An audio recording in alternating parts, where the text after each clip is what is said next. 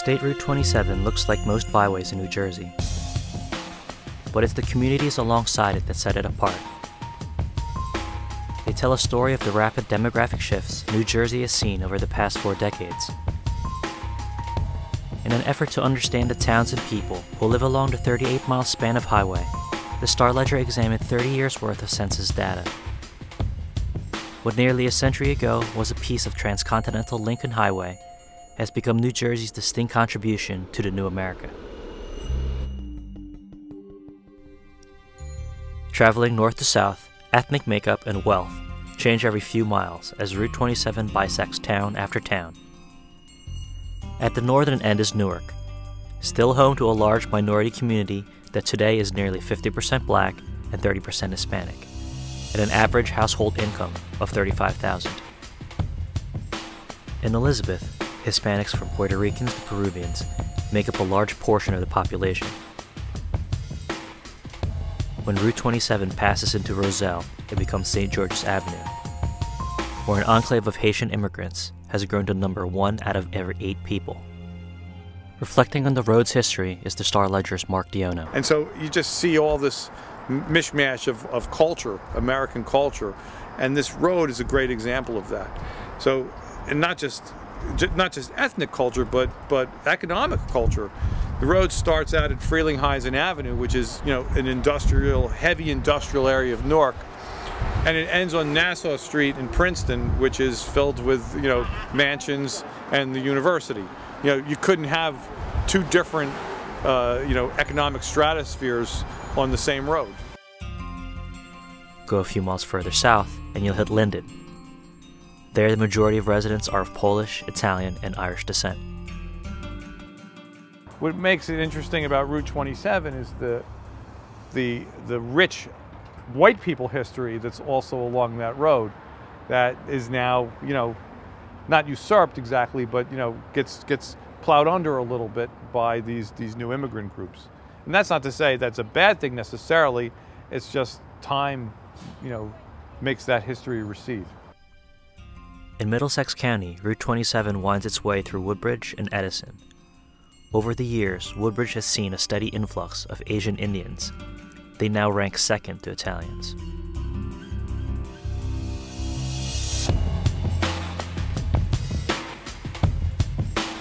Make your way into Edison, and there's a similar story.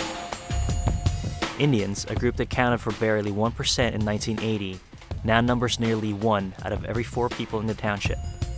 A growth so noticeable, the area has been dubbed New Jersey's Little India.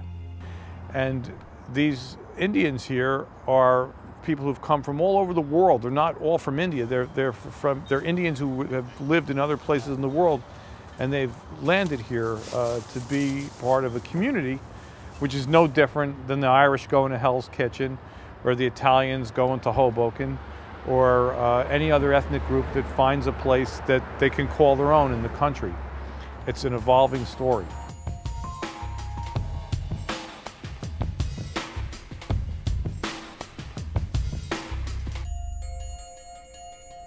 Mexicans moving into New Brunswick City are fueling an explosion in the Hispanic and Latino population there. In 1980, less than 12% of the population was Hispanic or Latino. Now that demographic accounts for nearly as much of the population as whites do, at 47.9%. There's all these interesting ironies across the street from a Dutch Reformed church down at 6 Mile Run, which is part of South Brunswick.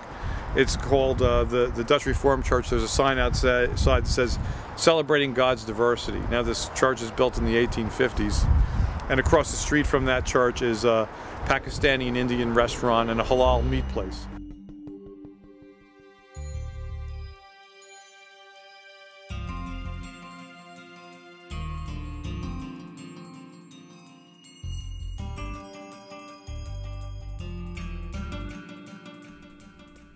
At the other end of the route and economic spectrum is the Princetons. Both Princeton Township and Princeton Borough have stable white populations consisting mostly of traditional New Jersey ancestries, such as Irish, Italian, Polish, and German. There have been some minor changes in median income in the township, but their borough, solidly situated at the core of the region, has seen nothing but increases in wealth. Route 27, which is perhaps the most historic road in New Jersey. It goes from Newark to Princeton. It was the main highway between Philadelphia and New York as a stage route. And then when cars were invented, it became, shortly after the car became everyday commonplace in America, it became the Lincoln Highway, and it's still called that in some places. So this is a road that, you know, the Continental Army marched up. Abraham Clark, signer of the Declaration of Independence, is buried there. George Washington may have stayed in the Terrell Tavern on the way to his inauguration, or certainly stopped there. And now, along the road, you know, you see this ongoing American story of immigration of different types of people.